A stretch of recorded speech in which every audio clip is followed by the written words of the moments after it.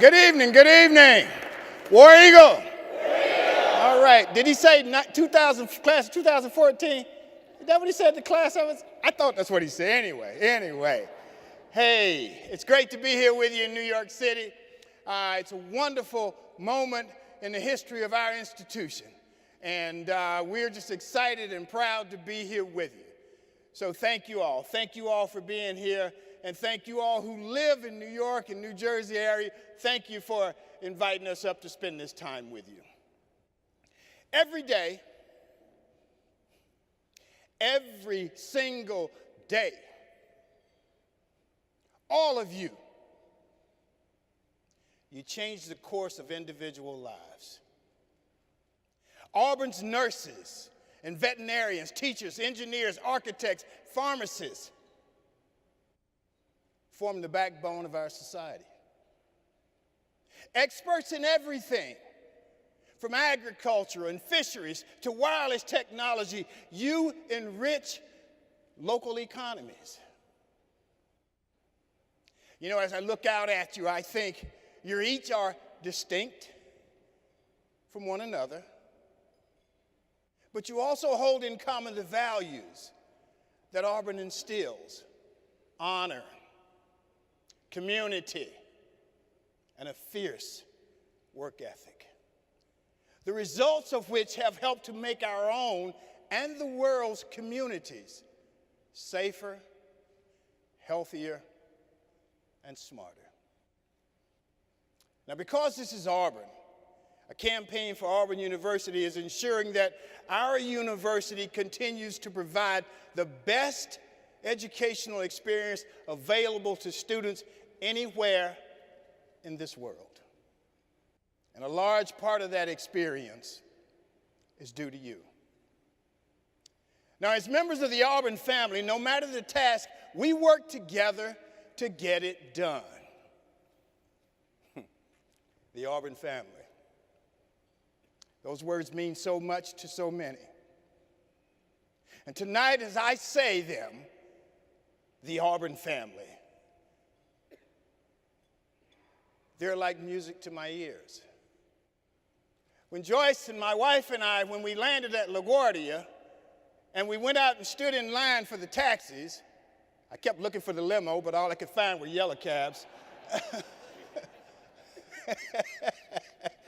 I tickled myself then. This young lady came up behind us. And she looked at me and she said, "War Eagle." And I said, "War Eagle." She said, "I saw that bag going around the carousel and it had this Auburn sticker on it. And so I wanted to see who was going to claim that bag, because I knew we had something in common. I knew we belonged to the same family, to the same institution." You know, I can look back and honestly tell you all that for me, becoming a part of the Auburn family was complicated. It was a long time before I would even use the words Auburn family in relation to myself. See, when I look back to my Auburn beginning, my Auburn story, if you will, there was no way I could have even imagined this night. But you see, that is what Auburn can do. I started Auburn in 1970. So if I didn't graduate in 2014, I was a little slow, huh? I started Auburn in 1970. Decided I wanted to go to Auburn, the only school I applied to. Majored in radio and television and journalism, and decided I would try out for the football team. Now, that was a stretch, because I didn't start playing organized football until I was in the 11th grade. Nobody at Auburn had ever heard of me, and we were going through that big cultural thing called integration. And there were only 2 other black athletes in the entire athletic complex.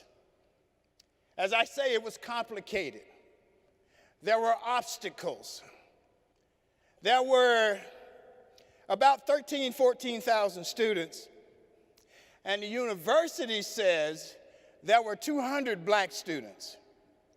Well, I always say there must have been hiding about 150 of them, because I never saw them.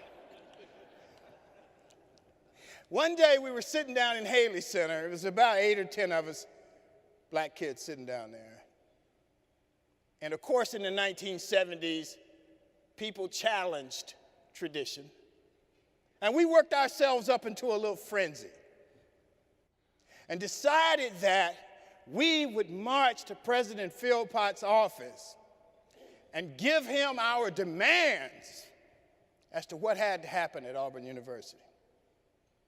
Well, we took off. We'd actually backed ourselves in a corner, and we had to go because if you didn't go, now you're just talking. So we took off. We're walking up outside of Haley Center. Nobody knew we were marching. There was only about 8 of us. We didn't have any signs. We wasn't singing. We wasn't doing nothing but walking up the street. They said, where are they going? I don't know. They're probably going to lunch somewhere. Who knows? We got to Dr. Philpott's office. Dr. Philpott received us. We told him what we wanted to see happen at Auburn University, and Dr. Philpott, the educator that he was, agreed. And within 6 months of that meeting in that boardroom, things started to move in a different direction at Auburn University. I look back on that and think, today, man, now I'm part of the solution.